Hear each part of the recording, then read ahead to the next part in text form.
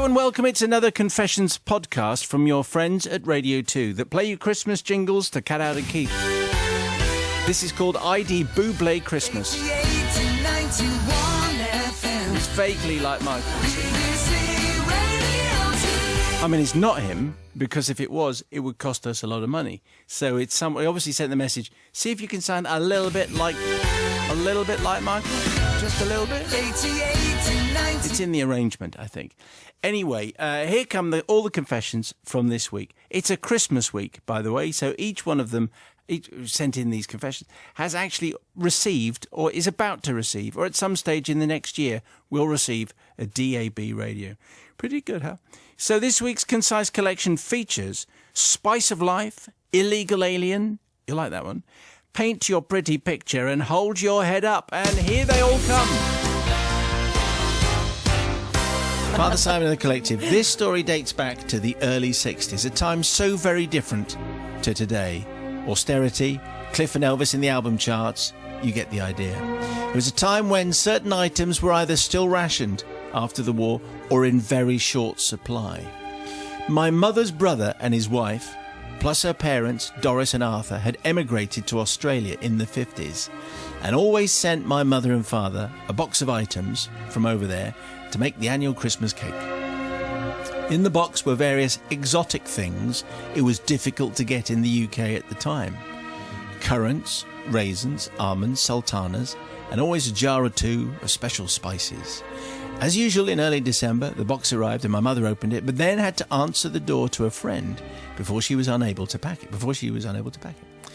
I was in the process of writing a letter to Santa at the time and needed an envelope. Spotting an unsealed blank envelope in the box, I took it out and I found a note inside. As I was in a rush, I put the note into my school satchel, meaning to give it to my mother later. I then used the now empty envelope to put in my letter to Santa and later gave it to my mother to post. However, by then I had totally forgotten about the note that was in my satchel. And over the next few days, my mother made the Christmas cake and put it in the pantry to cool, ready for Christmas. The big day arrived. What are you grinning for, Williams? I think we're all ahead of you now. Okay, go ahead. The big day arrived and stocking and pillowcase were emptied. I woke at 5 a.m, much to the consternation of my elder brother and sister, who just wanted to sleep on, because that's what elder brothers and sisters like to do. We had a Christmas dinner and then sat down to watch our young queen deliver her speech. This was a relatively new TV bought by my parents earlier in the year, so my father could watch his beloved Wakefield Trinity play Huddersfield in the Rugby League Challenge Cup final at Wembley. Wow. And I checked this out. This makes it 1962, and in my mind I was thinking that must have been Eddie Waring doing the commentary, and that's exactly what happened. And there's some of it on YouTube as well. Yes, so we're in 1962, so that's why the television was bought, but now it's on. Now you can watch the Christmas message. Anyway, after we'd watched the Queen, we had a drink, alcoholic for the adults, orange squash for the children, and a piece of Christmas cake. I remember my mother saying that she must have overcooked the cake as it tasted somewhat earthy and just a little bit burnt. Just after the new year, we received an air letter. You remember the old blue ones that folded into 3 from my aunt and uncle in Australia. In this letter, they asked if we'd had a good Christmas and had we done what was asked in the letter that came with the cake ingredients. "What letter?" my mother exclaimed. "Oh, yes, that was still in my school satchel. Do I say anything or do I keep quiet?" Well, obviously, the latter prevailed. I said nothing. My mother wrote back to Uncle David and Auntie Sarah inquiring about the letter and saying nothing had been enclosed. 2 weeks later, because this is all very slow in 1962, a reply arrived. The letter, it seemed, had instructions in it as to do with the enclosed ashes of my late Uncle Arthur, who had passed away in November and who had been cremated at the Sydney crematorium. Uncle Arthur, you see, had requested that his ashes be scattered on nearby Ilkley Moor, somewhere he'd always enjoyed walking as a young man. So, I asked forgiveness, Father Simon, not from my parents, Uncle David and Auntie Sarah, who are all no longer with us, but to my older brother and sister, who were pretty sick, I have to say, when they discovered that they had consumed the cake containing Great Uncle Arthur. Oh. Well, bits of him anyway. However, if it helps, I should add that following our grim discovery, we then took some of the Christmas cake and crumbled it onto the moor, as that was what he'd like us to do. It's what he would have wanted. The next best thing, according to John in Leeds. Anyway, John, you got a DAB radio. Thank you very much indeed. An interesting story. What would you do? Interesting story. Orna's going to go first. I'm going to go first. Double whammy. Because you've been really horrible, as in people have eaten something really unpleasant. Yes. And then somebody's ashes have not gone in the right place. But they did in the end. Well, in a roundabout kind of way. Yes. And into the water system, Yes. I would guess, at some point. Oh, it was an honest mistake. It was. And so therefore... I'm going to not forgive, You're gonna though. not forgive, no, okay, because it's severe, this one. This is a big deal. Matthew, what do you think? As soon as the word special spices, and I'm going to put this, it's normally, and a note that I'm going to put to Yes. one side and not read. We all knew what was coming. Excellent stuff. I love these ones. Obviously, everyone was fine in the end, weren't they? And Great Uncle Arthur was very happy to be scattered as part of a cake. And what a way to go. I'm sure that's all when I go, that's how I'd like to go. In a cake? As part of a cake, scattered somewhere in a cake. So, yes, I'm going to forgive, because it's what we all will want to do.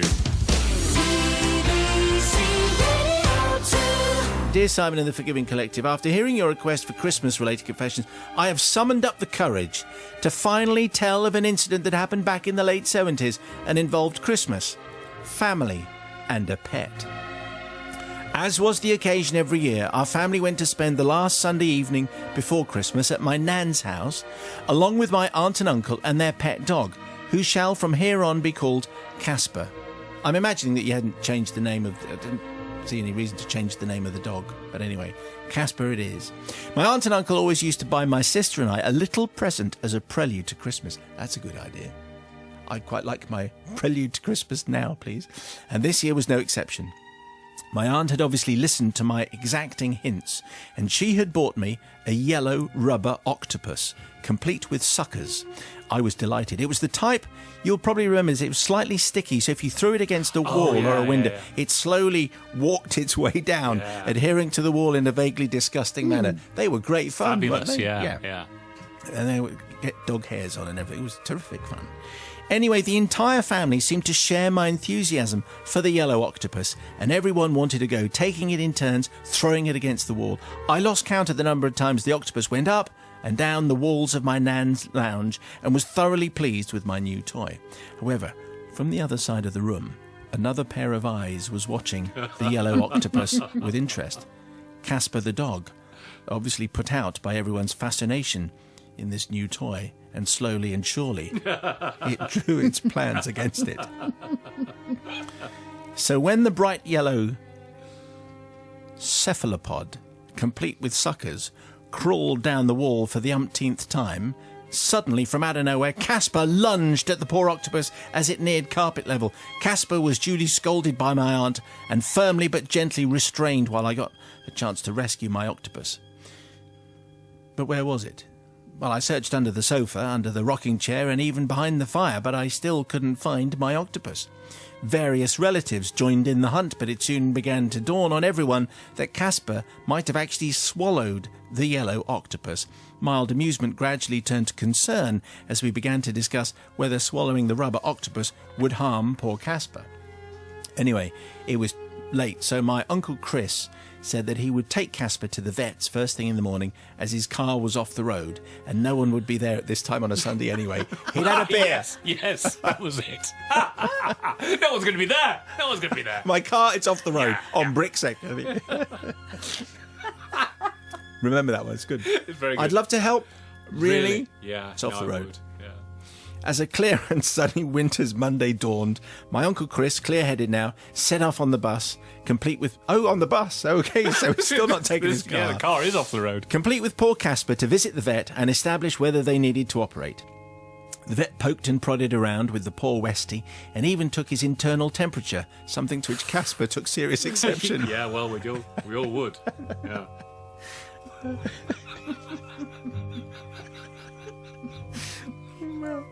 I suppose you're right.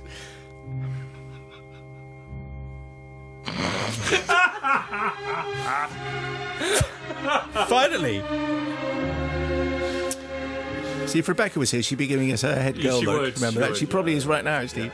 Finally, after giving him an injection, the vet concluded that Casper was in no danger and would be fine as nature took its course. So, dear collective, this is where I seek your forgiveness for being so exacting about the pre-Christmas gift I wanted from my aunt and uncle, because poor Casper was subjected to all sorts of discomfort due to it. At least it should be where this bit in the story should be where I ask for forgiveness, but unfortunately the story continues. With his car still off the road, my Uncle Chris, complete with Casper on his lead, waited at a crowded bus stop in the middle of Wolverhampton to get the bus home. Finally, over his veterinary ordeal, Casper stood up, sniffed the air, and then proceeded to casually squat down and pass a bright yellow octopus. Oh, my goodness me.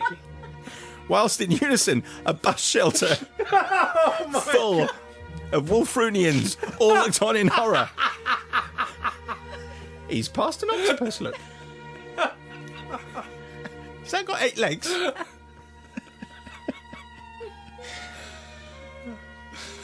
It was like part of the life cycle from some horrible internal parasite, a bit like the John Hurt scene from the film Alien, but not quite so tasteful. Casper nonchalantly turned round, sniffed the octopus, then looked round and sniffed the air again. The crowd waiting for the bus watched in absolute revulsion, but in that very British way, no one said a word. Obviously. Of course not. Casper was fine, settled into a portion of his favourite dog food as soon as he got home. My poor uncle was still suffering from the ordeal later that night. So I seek no forgiveness from Casper, who was absolutely fine. It's my poor Uncle Chris from whom I need forgiveness, because it was him who was in charge of the dog that left a bright yellow octopus in a bus stop somewhere in the middle of Wolverhampton. Different times. Yeah. Years later, my fascination with animals never waned, and now, as a head of biology at a college in northern England, I teach about cephalopods, parasites, and even dogs, amongst other things, and I often think back to my yellow octopus and its sad demise. Sean in Staffordshire. Okay, well, we got through it in the end. Pretty much like the dog, actually, but still, anyway. Let's see what the collective has made of that. Sister Bobby's going first. Well, for any of us who've had a dog and they get caught out, you know, we're responsible dog owners, and you always clear up and make sure that they don't leave any little gifts behind. The thing is, we've all been caught out and been caught out without the bag, and it's an absolute nightmare and embarrassing because there's always a crowd. You always feel terrible. You always feel absolutely awful. But it's awful. not usually a yellow octopus. No, that it's you not. Have to It's actually it is not. So that's the amusing bit. Actually, I was just really glad that the dog was okay, because waiting until the next morning might have been just, it might have just been the end for the dog. But luckily, it was fine. Everything was fine. Everything came out in the end. It was all right. Came out in the wash. Yes, so and to so speak. therefore, you are forgiven. Brother Matthew. Well, yes. I mean, obviously, you need to think. The dog is clearly thinking at this point, everyone in this house is normally bigger than me, but it looks like they've brought in someone smaller. And you know what's going to happen there? I'm having it. I am so having that. I am going to forgive, because obviously nature took its course, didn't it? And everyone was fine in the end. Would have been nice if you'd had a bag, but you did have a bag different times. No one had a bag. No one had bags then. No. And for the War of the Worlds reference alone, you are definitely forgiven. Dear Father Simon Claus and the Festival Fellows of Forgiveness, I have carried around this burden of guilt for 24 years, like a heavy Santa sack full of shame, and now I feel the time has come to confess. Brackets, I want a radio for free. Back then, I was a bright 11-year-old boy who'd recently started secondary education at the local private grammar school. At this point, I should state for Matt's benefit Yeah, I'm already... that I was not privileged, but had earned, in fact, I was quite rough, and had earned a scholarship based on my academic aptitude in maths, science and English. So put that in your Trotsky pipe and smoke it. It should be noted, however, that my scholarship was not for my artistic ability, which was akin to a 3-year-old. In fact, I could see very little point in the arts other than to relax on a Thursday afternoon when we had our triple period of art class. After all, no doctor ever painted someone better, no lawyer ever defended the accused using chalks and charcoal, and no engineer ever solved a complex problem with poster paints. Anyway, I digress. He hasn't got over it, has he? It was November 1992, and a triple art relaxation Thursday had arrived. 3 hours of feet-up clay modelling or painting a bowl of fruit, much easier than quadratic equations or learning about anaerobic digestion. The lesson drifted in its usual arty, flouncy way.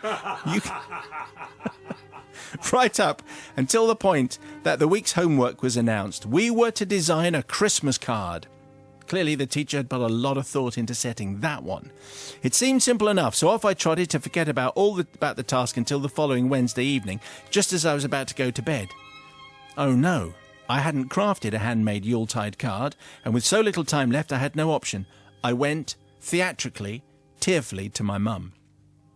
"Mum," I whimpered, "I haven't done my art homework, and if I don't do it, I'm sure to get a really bad mark for the year. I might get expelled. Please, can you help me?" Anyway, Mum was quite the artist, you should know. In fact, I suspect that if I hadn't been born, she'd have run off to an artist's kibbutz or a commune many years previously. She sighed, I suspect with a bit of delight, and went to get out her arty bits and bobs. "OK, what shall we do?" she said. "Well, Mum, I'm thinking a card depicting the Guild Hall, one of the only picturesque landmarks in the city at the time, with a large Christmas tree in front. That would be great. Oh, I haven't finished my maths homework, so I'm going to go and do that now. Thanks, bye." So maths homework done, I went off to bed, leaving my mother with her easel, acrylics, pastels, oils, and heaven knows what else, happily creating. The next day I awoke to find the finished card on my desk next to my art folder. My mother had created a masterpiece. It was perfect. It was even textured to provide relief. In fact, if Van Gogh was going to depict our coastal English city at Christmas time, he would have done well to beat my mum. I popped it in the rucksack and off to school I ran. I handed in my kind of homework next to the standard cartoon reindeers and Santas scrawled by my hopeless classmates to a somewhat bemused art teacher who until this point had thought I had the creative talent of a Brussels sprout. I smiled and sat down to chill for the standard Thursday afternoon relaxation session. At this point I should say I forgot to mention to my mum that the cards were going to be entered into a citywide Lord Mayoral competition to become the card for the city. A minor detail, I thought. Anyway, she doesn't need to know about that.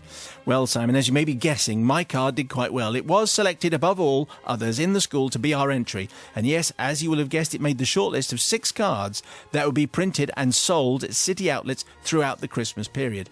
I and my embarrassed mother were invited to the City Museum to meet and be congratulated by the Lord Mayor and see my card on display in the gallery. Well, this was a proud moment, and the £50 prize voucher made it even sweeter. It's £50 back in 1992. Wow. That was worth like £20,000, yes. Wasn't it? Sadly, I, or I should probably say my mum, missed out on the top prize. This went to some hopeless effort from the local comp who had depicted the local football team wearing blue Santa outfits. So actually, now I think about it, probably deserved to win. However, my headmaster was so proud that not only did he have a special print run of my card ordered to use my efforts as the school Christmas card, he also gave me an additional £20 book token. So now I'm £70 up. £70, that was like £1 million in 1992. So I don't need forgiveness from my mum. Secretly, she loved the attention, and as far as she was concerned, bearing in mind she was fully aware of the ruse by this point, she had won an art competition and seen her work in print. That's all she wanted. And even now, she still paints with my children and passes her work off as theirs. Oh, and by the way, she was a teacher at the school at the time, so frankly, she should have known better, in the words of the song. Nor do I ask forgiveness from the people that bought the card under false pretenses, thinking it was created by a child genius of the city. After all, it was sold for charity and was more aesthetically pleasing than most of the other infantile efforts sold alongside it in the selection box. I also don't ask forgiveness from my school or art teacher. They dined out on it and no doubt are still using my success to market the school's artistic heritage and outstanding teaching ability. However, I do ask forgiveness from all my fellow pupils who had quite obviously seen their own homework, and they'd done their own homework. That's what they'd done, and I hadn't. And thanks to an unartistic heathen and his very artistic mother and their inability to fess up, missed out on the opportunity to win some Christmas cheer and see their own name and artwork in lights. A year later, I gave up art, opting for the sciences, and with the exception of some odd bits and degree work here and there, have never passed anyone else's work off as my own. What? So apart from the odd bits of degree coursework, I've never passed anyone else's work off as my own. James writing his own sentence there, I think. James in Southsea for tonight's confession. Every single household has had a moment where the kid goes, I've forgotten my homework. Could you just help me just a little bit with my project? I've got a trains project. Needs to be in tomorrow. Thanks, bye. Okay. stick it all together, put it together. Parents do it all the time. What do you think, Bobby?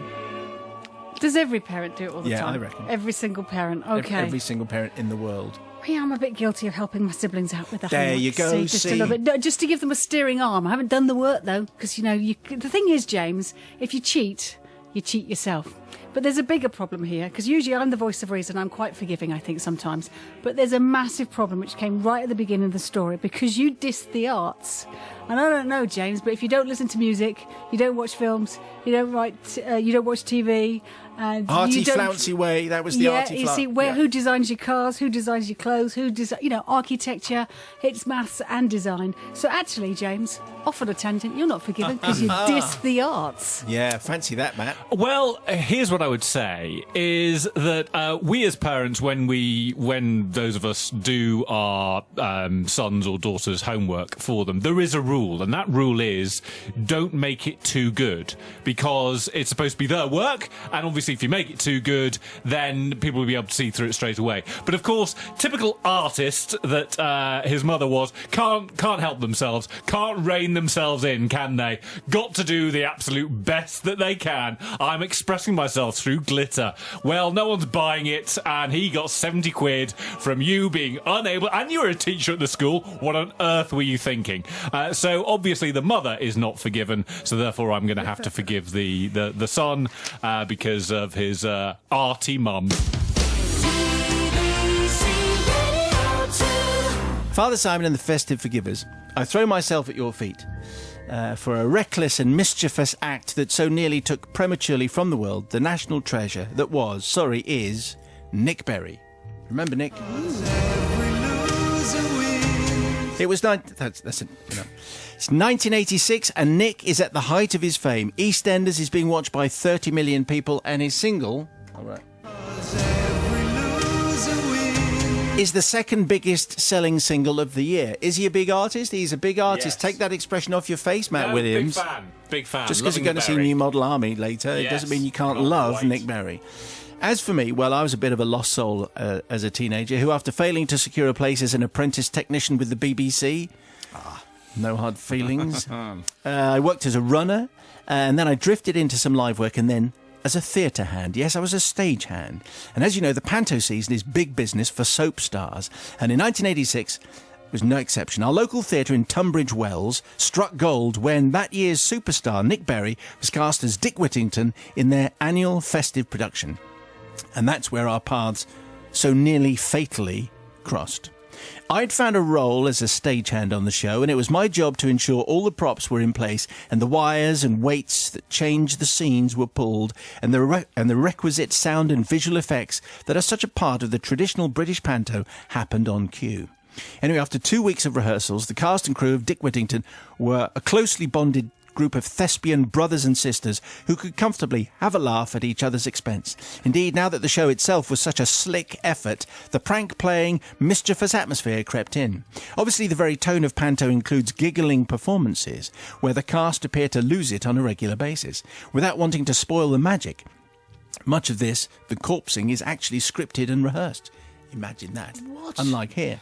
But at times we would chuck in the odd surprise, wind-up or prank on the cast during a performance. This was all in an attempt to put the cast off their lines, ignite some impromptu giggling and script forgetting in front of an unsuspecting audience. Costumes were sewn up, pepper added to the fake beer on set, and best of all, a teddy bear belonging to Nick was kidnapped and ransom notes left with distressed pictures around the stage set in places only the cast would see. It was all good fun, and then this naive 19-year-old sending you this confession. Here I am as a stagehand, got a little carried away and took it all just a little bit too far.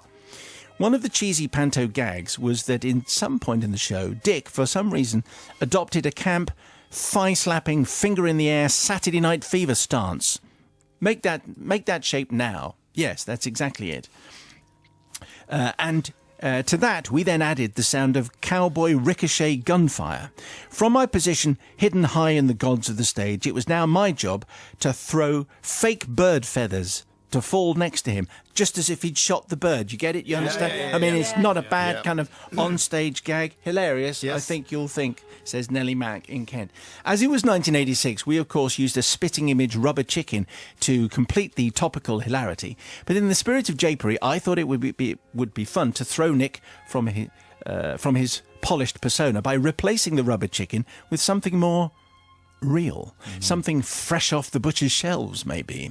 However, the date of my planned prank was Christmas Eve. No fresh meat was to be found until I stumbled across the local frozen food store. It was there in a BJam freezer that I found the perfectly packaged, oven-ready 2-kilogram chicken. How funny is this going to be? I secreted the plucked and packaged prop in the wings of the stage on the morning of our performance, having told no one, least of all Nick Berry, about the prank. Excuse me. However, come showtime, the chicken was still frozen solid. Oops. I just thought to myself, oh, well, still be funny. The moment came and Nick pointed his finger skywards and the gunfire sound effect resonated, which meant it was my cue to launch the chicken. Excuse me 1 second. Now I'm prepared to sing at this moment or something. No, it's all right. I've recovered, funnily enough. Okay. So there I am. I've just launched my chicken. It was at this moment that the world seemed to stop. And I do believe that only in a nanosecond, as the solid, almost concrete-like lump of cheap BJam meat left my immature hands, did the realization finally hit me as to what I'd done. From my vaulted height, the chicken projectile was seemingly in awful slow motion, heading straight towards the head of the star attraction, the man who was a heartthrob to half the nation, and particularly the front 2 rows of gooey-eyed teenage girls. And then, bam! Oops. I'm convinced the frozen chicken might have grazed his ear, but essentially it hit the stage boards with an almighty thud. The cracking wood sound was no sound effect, Father Simon. Despite my hopes of a hilarious wheeze, the audience merely tittered politely, and Nick was staring at the chicken beneath him with an ashen face. He staggered a few steps. I had almost committed a murder most foul. I thought for a moment he might quit the panto there and then. However, being the top star that he is, he recovered to complete the show and the rest of the run. However, to my knowledge, he's never appeared in panto again. And I do wonder whether it was the fault of the flying frozen chicken of death. For my part, I received a huge dressing down from the theatre manager, saying I had little understanding of health and safety, commercial bankruptcy, culpable manslaughter, inquests, press intrusion. In fact, I think I only kept employment for the rest of the show's Christmas period due to the inability to find replacement staff mid-run. So clearly I need forgiveness, not from the audience of fun-loving families and star-struck wannabe groupies who knew no different and presumably enjoyed the show. I don't even ask forgiveness from Nick Berry himself, as his career and life choices since seem wholly unaffected. But I do seek considered compassion for my near crime against the nation, for so possibly ridding them of their national treasure and potentially removing forever from our screens Simon Wicks, PC Nick Rowan, Harbour Master Mike Nichols. Where would we be? Don't answer that question. I also may have forced Every Loser Wins to make a posthumous #1 return, and for that I am truly sorry. Well, just a quick blast, I think, was enough. If you chuck a frozen chicken from the rafters of a stage, what do you think's going to happen? Nellie Mack? Muppet? Anyway, let's just check in here with Sister Bobby. But the thing is, these backstage shenanigans are known through Pantoland. Usually on the last night, that's the best night to go when all sorts of things happen. However, I don't actually blame Nellie, because although she did the deed... He's a she, isn't it? Nellie? Yeah? Normally. Hey, Nellie? Yeah, or an elephant, female elephant. Yeah, okay. So the deed was done. However, it was the crew that taught her to bend the rules, because otherwise she was following the rules. But of course, they know the shenanigans that can happen to put off the cast and not the crew. So it wasn't the rest of the crew that chucked a frozen turkey. No, but they allowed her to bend the rules. What they didn't tell her was how far to bend them. So they're in charge of teaching health and safety. So I think actually it's the head of the crew's fault for leading her astray. So the logic is whatever we say is not our fault, but is producer Phil's fault. So I agree, yeah. If he doesn't keep us on the straight and narrow, it's Phil's fault. No, but nervously then to novice Nige. Have you ever done a Bobby Tasek pantomime? I thought you might have been. Oh, Yeah. yes, you did. I thought, I bet. I can't Where were you in imagine. panto? I'm not saying, please, Go just move on. No, please. no, I can't imagine Matt or Simon. What role were you? The thing is, this is how bad it was. I was Cinderella, and they said, it's all right, you can sing. Anyone can sing. Everybody can sing. I said, no, I really can't. I cannot sing. I'm really out of tune. So they said, look, I'll come in one day and I'll show you. So I went on stage at a big theatre, and I sang, and they went, oh, no, you really cannot can't sing. sing. You can't sing. There you go. I thought you was going to say you got hit by a frozen chicken for a minute. No, I mean, flying tonight, it missed Nick after all, so no murder most foul. He wasn't hurt. And Nelly did do a rather grovelling top star that he is moment as well at the end of it. So to quote Nick himself, Nelly, everyone loves... everyone... Every loser loves a winner. to misquote Nick, every loser wins. So you're fully forgiven, No, that was Nelly. absolutely an accurate quote. Anyway, Brother Matthew. That was brilliant. That was the best part. Well done, Nige. Outstanding. Yes. I mean, I've got my own thoughts about people who do pranks. Oh, please do grow up. None of us are coming with you at all. You're all there on your own with your pranks and launching your chicken. Oh, look at me. Aren't I hilarious? No, you're not. So I am going to say forgiven.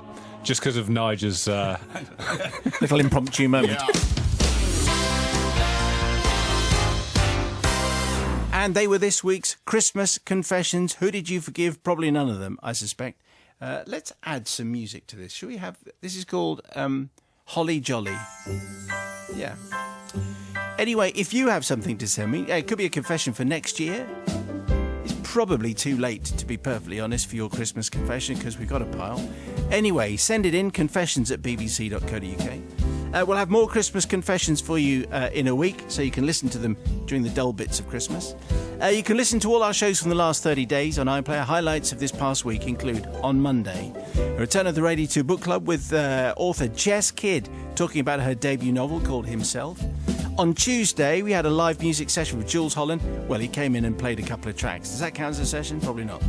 Anyway, he played some stuff from his new album and a boogie-woogie Silent Night. Michael Rosen was in on Wednesday to tell us about the animated version of We're Going on a Bear Hunt. It's going to be a big one. Channel 4, 7:30, Christmas Eve.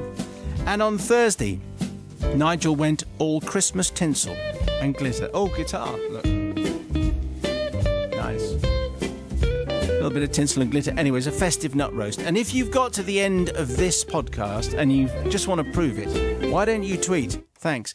Get in touch to say, I don't know, 88 to 91 FM. That'll do it.